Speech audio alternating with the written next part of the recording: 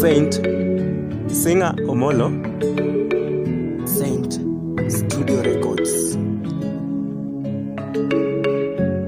Mungu natamani uninue juu, wanaonichukia watazame jinsi unanibeba ukiniweka majuu, ndio washangae wakiona wema wako.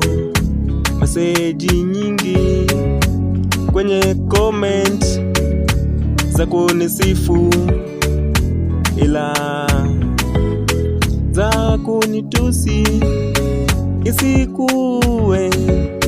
Mungu naomba isiwe hivyo.